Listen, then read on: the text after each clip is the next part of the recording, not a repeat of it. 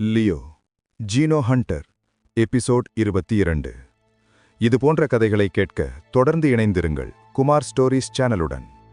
Sector 3இல் போராளிகள். அந்த ரயில் sector 3 நோக்கி சென்றது.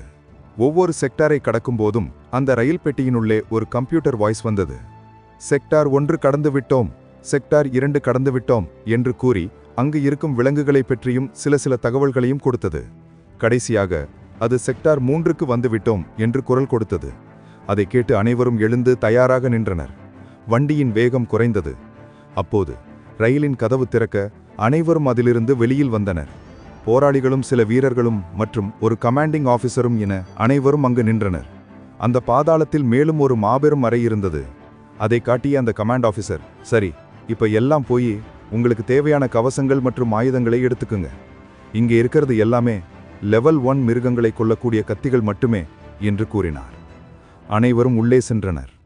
அப்போது மீண்டும் அவர், நீங்க கையில எடுத்து வந்திருக்கிற ஆயுதங்களை பயன்படுத்தலாம், ஆனால் குறிப்பிட்ட சில பேர் இங்கு கொடுக்கக்கூடிய ஆயுதங்களைத்தான் பயன்படுத்த வேண்டும் என்றார். உடனே அங்கிருந்த ஒருவர், எதனால் அப்படி சொல்றீங்க? குறிப்பிட்ட பேர் மட்டும் ஏன் இங்குள்ள ஆயுதங்களை மட்டுமே பயன்படுத்தணும் என்று கேட்க, அதற்காக நான் சொல்றதை மட்டும்தான் நீங்க கேட்கணும் என்று கூறி குறிப்பாக ஒரு 3 நபரின் நம்பர்களை கூறி அழைத்தார். அது லியோவின் நம்பரும் வந்தது.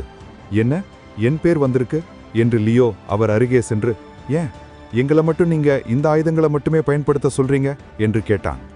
மற்ற அனைவரும் ஆயுத கிடங்குகளுக்குள் சென்ற பிறகு அவர் கூறினார், நீங்க 3 பேரும் மரபணு பூட்டை உடைச்சு அந்த உடல் தகுதியை பெற்றிருக்கீங்க. அதனால நீங்க வச்சிருக்கிற ஆயுதங்கள் எளிதா உங்களுக்கு முன்னாடி இருக்கிற மிருகங்களை கொன்னுடும். அதனால இங்க கொடுக்கக்கூடிய சாதாரண 1ஆம் தர ஆயுதங்களை பயன்படுத்தி தான் நீங்க வேட்டையாடணும் என்றார். அவன் பின்னே அந்த பெண்ணும் வந்தாள். அந்த பெண்ணுக்கு பின்னே இன்னொரு ஆணும் என மூவரும் நின்றனர். அப்போதுதான் மூவரும் பார்த்து கொண்டனர். அந்த பெண்ணுக்கு லியோவை முன்பே தெரியும் என்றாலும் லியோவின் உடல் தகுதி அதிகமாக இருக்கும் என்பதை அவள் இப்போதுதான் தெரிந்து கொண்டாள். ஓ, அப்படியென்றால் நீயும் அதிக பலத்துடன் மரபணு பூட்டை உடைச்சு வெற்றி பெற்றியா என்றாள் அந்த பெண். ஆமாம் என்றான் லியோ. உடனே அந்த கமாண்ட் ஆஃபீஸர், நீ சோனா தானே என்றார். உடனே அவள், என்னை பற்றி உங்களுக்கு தெரியுமா என்று கேட்க, லைட்னிங் டவர்லிருந்து ஒரு பெண் வரதா கேள்விப்பட்டேன், அது நீயா தான் இருப்பேன்னு நினைக்கிறேன் என்று கூறினார். எப்படி நீங்க கண்டுபிடிச்சிங்க என்று கேட்க, அவளது தலைமுடியை கோர்த்து கட்டி இருந்த ஒரு பேண்டில் லைட்னிங் சிம்பல் போடப்பட்டு இருந்தது. அதை காட்டிய அந்த கமாண்டர், அந்த பேண்டை வச்சு தான் கண்டுபிடிச்சேன் என்றான். அப்போது பின்னே நின்ற இன்னொரு இளைஞன், ஜின்னா பார்வை என்றார். 3ஆவதாக வந்த அந்த நபரை பார்த்து, உன் பேர் என்ன என்று அந்த கமாண்டர் கேட்க, என் பேர் சிவா என்றாள். மூவரும் அவர்களது பெயரை கூறி ஒவ்வொருவரும் அறிமுகப்படுத்தி கொண்டனர். நீங்க மூவரும் மற்றவர்களை விட சற்று பலம் வாய்ந்தவங்க, அதனால ஜாக்கிரதையா இருந்துக்கோங்க என்று கூறிய அந்த கமாண்ட் ஆஃபீஸர் அவர்கள் எடுத்து வந்த ஆயுதங்களை அங்கே வாங்கி வைத்தனர். அப்போது லியோ அவனது ஆயுதத்தை வைத்துவிட்டு அவன் அங்கிருக்கும் ஒரு ஆயுதம் ஒன்றை எடுத்து ஆயுத அறையிலிருந்து வெளியில் வந்தான். ஆனால் லியோவின் பின் வந்த சோனாவுக்கு அதிர்ச்சியாக இருந்தது. இவன் பீஸ்ட் 6 கத்தி எடுத்து வந்திருக்கான், அதை இவனால் தூக்க முடியுதா? அந்தளவுக்கு பலம் வாய்ந்தவனா இவன் என்று அதிர்ச்சியாக பார்த்தாள். அவள் பார்த்ததை வேறு யாரும் பார்க்கவில்லை. லியோ வெறும் ஒரு வாளை மட்டும் எடுக்காமல் சிறு கத்தி போன்ற 2 எடுத்துக்கொண்டான். குழுக்களாக பிரிதலும் ஆபத்தும். அனைவரும் அந்த பாதாள ரயில் நிலையத்தில் வெளிவந்து தயாராக இருந்தனர். அப்போது அந்த கமாண்ட் ஆஃபீஸர், சரி, எல்லாரும் மேல்தளத்துக்கு போலாம். மேல்தளத்துக்கு போனதிலிருந்து நீங்க உங்களை தற்காத்து கொண்டு அதே நேரம் வரும் ஜீனோ உயிரினங்களை வேட்டையாடுங்க. உடையில் இருக்கிற கேமரா உங்களை பகுப்பாய்வு செய்யும். நீங்க எத்தனை விலங்குகளை கொன்றீங்க, எந்த விலங்குகளை கொன்றீங்கிறத ஆட்டோமேட்டிக்கா அது ஹெட் குவார்ட்டர்ஸ்க்கு தகவல் போயிடும். அதனால நீங்க கொன்னது விலங்குகள் பற்றி எதுவும் நீங்க கணக்கில் எடுத்துக்கொள்ள வேண்டாம். அங்கிருக்கும் ஒரு லிஃப்டில் சென்று ஏறினார். அந்த ஒரு லிஃப்ட் 50 பேரை உள்ளே இருக்கும் அளவிற்கு பெரிதாக இருந்தது. முதலில் 450 பேர் சென்றனர். லியோ மற்றும் மற்ற நபர்கள் அனைவருமே இன்னும் பாதாளத்தில் தான் இருந்தனர். மேலே சென்ற குழுக்கள் வேக வேகமாக பிரிந்து விலங்குகளை வேட்டையாடச் சென்றனர். லியோ மற்றும் சோனா சிவா மூவரும் கடைசியாக செல்லும் 50 பேரில் சென்றனர். அப்போது சிவா லியோவிடம், நீங்க இப்பதான் புதுசா இங்கு வந்திருக்கிறீங்களா என்றான். ஆமாம் என லியோ கூற, நானும் இப்பதான் வந்திருக்கேன், அதனால நம்ம 2 பேரும் சேர்ந்து வேலை செய்யலாம். யார் எந்த மிருகத்தை முதல்ல பார்க்கிறோமோ அது அவங்க வேட்டையாடலாம். 2 பேரும் ஒன்னா இருந்தா சீக்கிரமா நிறைய மிருகங்களை வேட்டையாடலாம்னு எனக்கு நம்பிக்கை இருக்கு என்றான். இதை பின்னே கை கட்டி கேட்டுக்கொண்டிருந்த சோனா, அது என்ன, நீங்க 2 பேரும் சேர்ந்து வேட்டையாடுற மாதிரி சொல்றீங்க என்றாள். அதற்கு லியோ, ஏன் நீங்களும் எங்க கூட இணைஞ்சிருக்கீங்களா என்று கேட்க, இல்லை, இங்கு வந்திருக்கிற உங்களை நம்பிதான் கொஞ்சம் பலம் அதிகமானவர்கள் இருக்கிறார்கள். கொஞ்ச நேரத்துக்கு முன்னாடி தான் கமெண்ட் ஆபீசர் சொன்னார். அதுக்கு என்ன அர்த்தம்னு கூட உங்களுக்கு புரியலை என்றாள். இல்லையா, என்ன சொல்ற, எனக்கு புரியலையே என்று சிவா கேட்க, அப்படின்னா நாம பிரிஞ்சு போய் நம்மை விட பலத்தில் கம்மியா இருக்கிறவங்களுக்கு ஏதாவது ஆபத்து வர நேரத்துல அவங்களுக்கும் பாதுகாப்பா இருக்கணும்னு சொல்றது தான் அவர் சொல்லாம சொன்னாரு. இது கூட புரிஞ்சுக்கலையா நீங்க என்றாள் சோனா. லியோவிற்கு அப்போதுதான் அந்த கமாண்ட் ஆபீசர் எப்படி எதற்கு அவ்வாறு கூறினார் என்று புரிந்தது. ஏனெனில் மொத்தம் 500 வருங்கால வீரர்கள் வந்திருக்கிறார்கள்.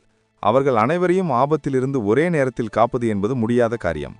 ஆகையால்தான் இங்கு மாணவர்களோடு சில மரபணு பூட்டை உடைத்து அதற்கேற்ப சக்தி பெற்ற மாணவர்களையும் கலந்து வர வைத்திருக்கிறார்.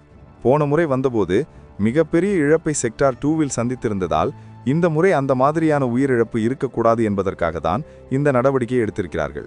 இது லைட்னிங் கார்டு என்று அழைக்கப்படும் தீரனுக்கு தெரியும். அதை சோனாவிடம் சொல்லியிருந்தாள். அதனால் ஏற்கனவே சோனாவுக்கு தெரிந்திருந்தது. அதனால்தான் அவள் யார் என்ன கூறினாலும் அதிலிருக்கும் அர்த்தத்தை தெளிவாக புரிந்து அதுபடி செயல்படுவாள்.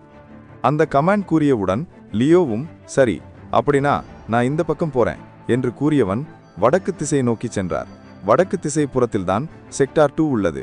தன் சக்தியை வைத்து அந்த கருப்பு முடிகொண்ட தங்க கிரீடமுடைய கழுகை ஒரு முறையாவது எதிர்த்து போராடி பார்க்க வேண்டும் என்ற ஆசை. செக்டார் 2 பக்கம் சென்றால் ஒருவேளை அது செக்டார் 3க்கு வரும்போது அதனுடன் போராடி பார்க்கலாம் என்ற ஆசையில்தான் அங்கு சென்றான்.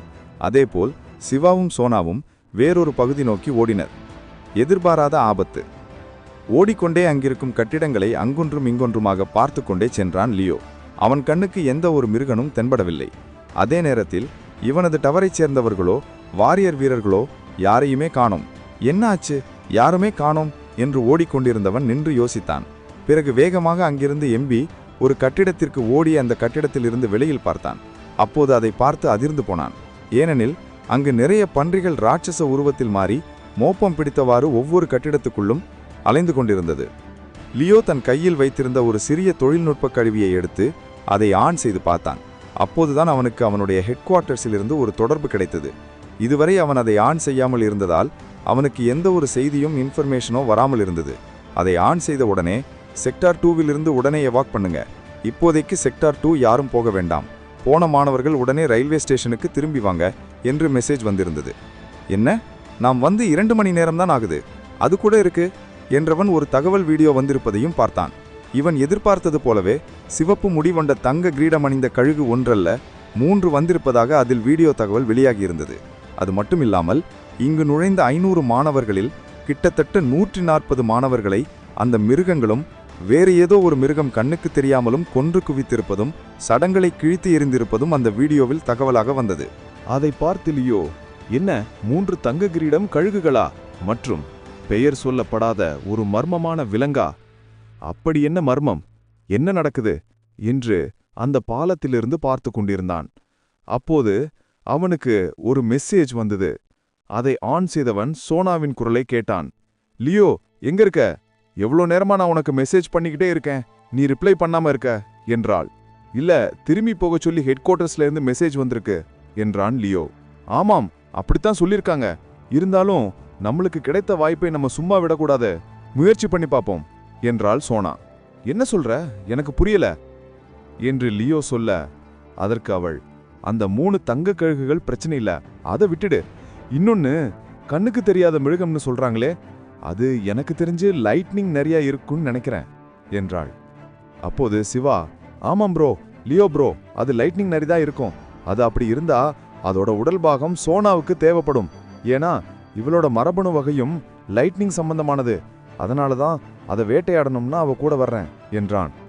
லியோ உடனே, இல்ல, அதை வேட்டையாடுவதை பற்றி இப்ப பிரச்சனை இல்ல, இங்கிருந்து உடனே வர சொல்லி ஹெட் குவார்ட்டர்ஸ்ல இருந்து மெசேஜ் கொடுத்துருக்காங்க, அதன்படி நம்மளால இங்க இருக்க முடியாது, இன்னும் 3 மணி நேரத்துல இங்கிருந்து அந்த ட்ரெயின் மீண்டும் நகரத்தை நோக்கி புறப்படும் என்றான். அதெல்லாம் எந்த பிரச்சனையும் இல்ல, நீ உன்னோட லொகேஷனை மட்டும் அனுப்பு என்றாள் சோனா. அனுப்புறேன் என்று கூறி லியோ இருக்கும் இடத்தை அனுப்பினான். பிறகு மீண்டும் அவனுக்கு கால் வந்தது. அதை அட்டன் செய்தவன் சோனாவின் குரலை கேட்டான். லியோ, நீ இருக்கிற இடத்துல தான் அந்த தங்க கிரீடம் கொண்ட பறவைகளும் மர்மமான லைனிங் நிறையும் இருக்கு, அதனால நீ கொஞ்சம் ஜாக்கிரதையா இரு, நாங்க கூடிய சீக்கிரத்துல அங்க வந்துடுறோம் என்றாள். லியோ அவர்கள் வரும் வரை சும்மா இருக்காமல் தான் எடுத்து வந்த சிறு மெல்லிய கத்திகளை வைத்து பயிற்சி செய்ய ஆரம்பித்தான். அதை அவன் ஆன்மீக ஆத்ம சக்தியால் கட்டுப்படுத்தி அதை ஆயுதமாக மாற்றிக் கொண்டிருந்த போது லியோவின் காதில் ஏதோ ஒரு அதிரும் சக்தியின் அலை கேட்டது. அவன் உடனே எழுந்து அந்த கட்டிடத்தின் சுவர் ஓரத்தில் ஒளிந்து கொண்டவன் பொறுமையாக எட்டி பார்க்க, அப்போது அங்கு ஒரு ஓநாய் ஒரு காட்டுப்பன்றியை கொன்று தின்று கொண்டிருந்தது. அந்த பன்றி கிட்டத்தட்ட 8 அடி உயரமும் 14 அடி அகலமும் கொண்ட மிகப்பெரிய உயிரினம். அதை கொன்று அதை தின்று கொண்டிருந்தது. இவன் இங்கிருந்து அதை பார்த்து ஆச்சரியத்தில் வாய் பிளந்தான். இது எப்ப இங்கு இதை வேட்டையாடுச்சு? சத்தமே கேட்கலையே என்று அவன் யோசித்துக் கொண்டிருக்கும் போது வானத்தில் மீண்டும் அந்த ராட்சத கழுகுகளின் சத்தம். அது வந்தபோது அதை வானத்தில் பார்த்தவாலே ஆதித்யா ஒளிந்திருக்க, அந்த நேரத்தில் அந்த பன்றி இருந்த இடத்தில் அந்த நரி இல்லை. கண்ணிதைக்கும் நேரத்தில் அது காணாமல் போயிருந்தது. மீண்டும் சிறிது நொடிகளித்து அந்த பன்றியின் அருகே ஒரு வெளிச்சம் தோன்ற, அந்த இடத்தில் மீண்டும் அந்த நரி தோன்றியது. என்ன ஒரு வேகம்! இந்த அளவிற்கு வேகமாக இருக்கும் உயிரினத்தை எப்படி வேட்டையாட முடியும் என்று அதைக் கண்டு அதிர்ந்து போய் பார்த்து கொண்டிருந்தான். மூவரும் சேர்ந்து எப்படி அந்த மிருகத்தை வேட்டையாடப் போகிறார்கள் என்பதை நாளைய எபிசோடில் காணலாம். தொடர்ந்து இணைந்திருங்கள் குமார் ஸ்டோரிஸ் சேனலுடன்.